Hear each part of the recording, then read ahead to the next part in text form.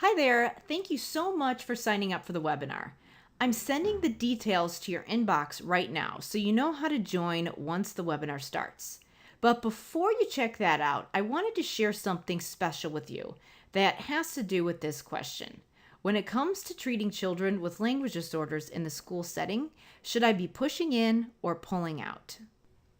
Let me ask you something. When you started working in the schools, did you hear people saying this all the time? You gotta be co-teaching and pushing in. It seems like every time I would turn around when I started, I would hear someone saying this. Or when I would go to a presentation given by an expert, I'd hear all this stuff about pushing. And after a while, I felt like I was getting the message that if I wasn't doing a ton of therapy in the classroom, that I was doing something wrong. So I scrambled to get my schedule together and find times I could be in the classroom.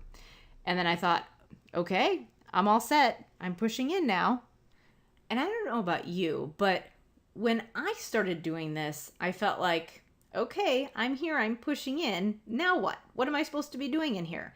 I got there and I had no idea what to do. And I ended up floating around like a parent volunteer. And I ended up giving my students less help than I would have if I would have just pulled them down to my therapy room. So I just got frustrated and I went back to my nice little comfortable pull-out model. That way I felt like I was giving my students more help, but they still struggled with the generalization piece. I found that with pull-out therapy, I was focusing mostly on specific linguistic skills during structured settings. And a lot of my students generalized with this, but then there was this group of students who didn't. And for those who did, it was great, but it was really rough for those who didn't. And I kept coming back to that push in versus pull out debate. And the thing is that I thought, if I'm going to be pushing in, or at least working towards that for those students who need it, I've got to figure out what skills to teach along the way. And there were tons that I could have focused on. So what I had to do was start with just one that could make a big impact, that could function as a gateway skill that could set my students down the path to success.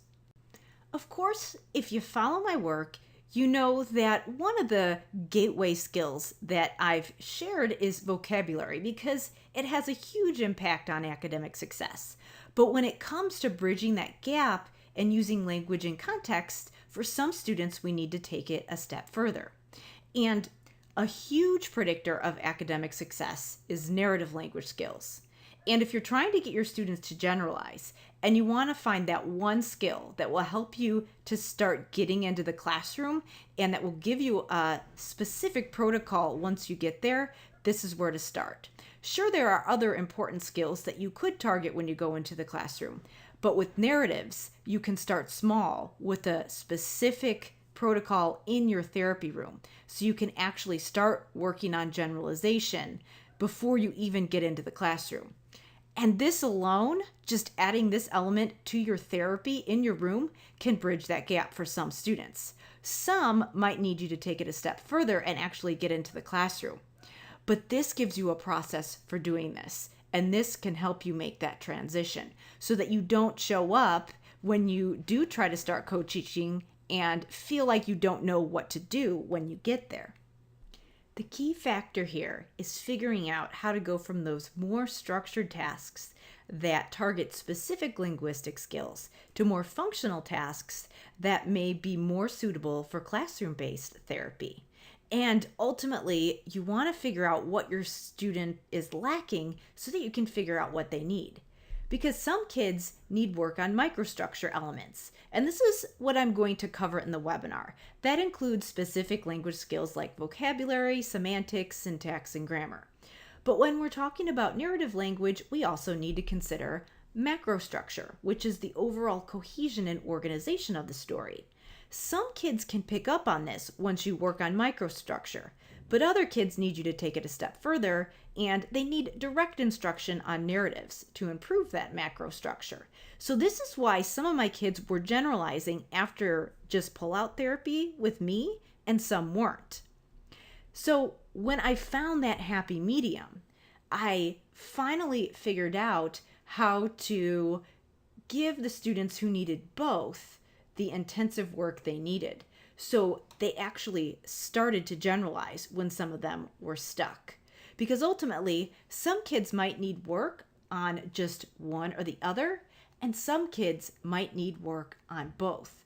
So the ultimate system is to figure out how to differentiate when you need to work on one or the other or both.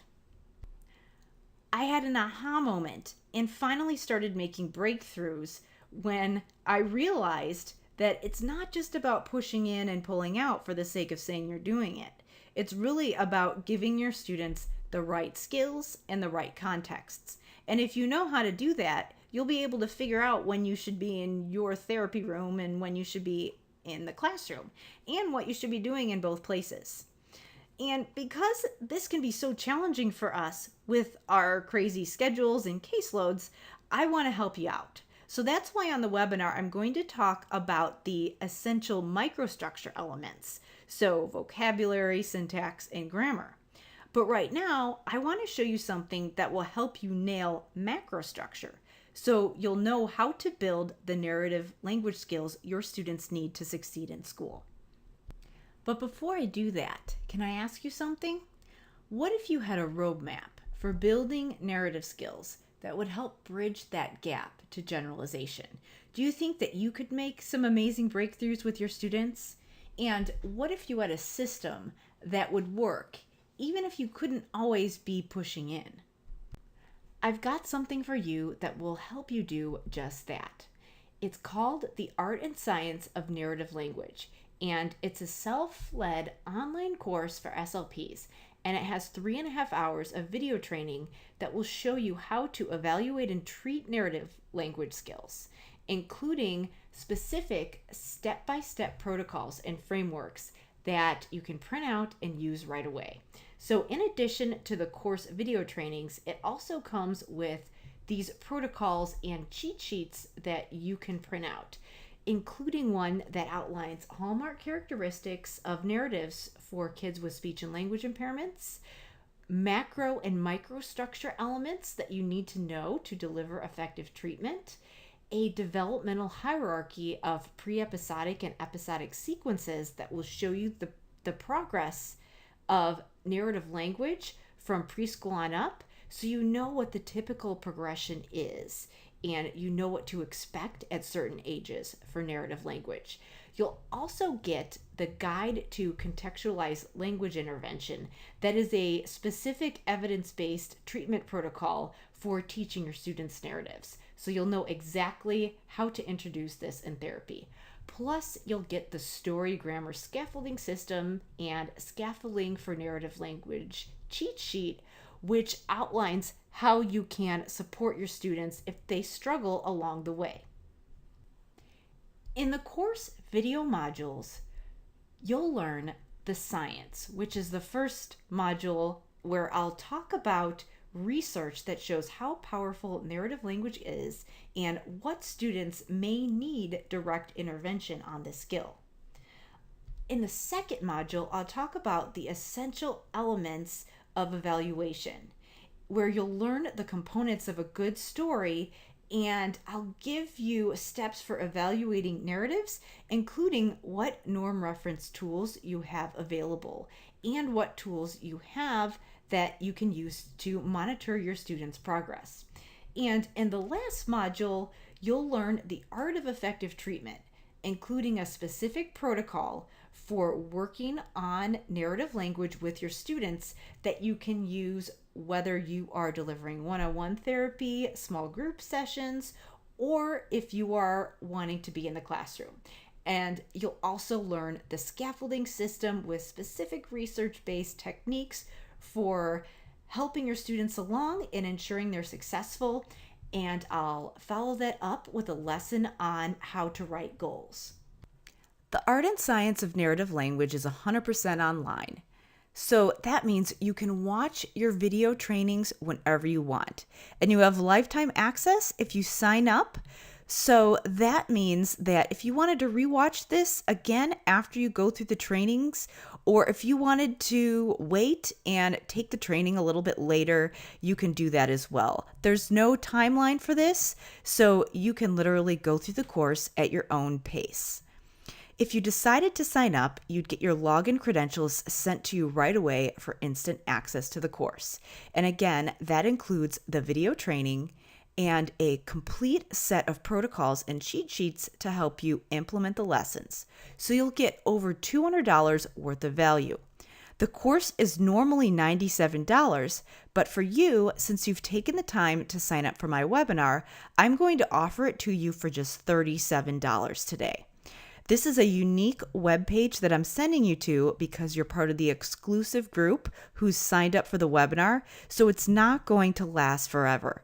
If you go to my website, the only link you'll be able to find is the one that directs you towards the full price offering. So if you're in, now's the time to join. All you have to do is click the button below and you'll be taken to a page with a detailed outline of the course and instructions on how to get it right away. So if you're sick of the constant push in, pull out debate, and you want to help your students build narrative language skills for academic success and make that transition from structured therapy to functional therapy, click the button below. Thanks so much for watching, and I hope to see you on the webinar.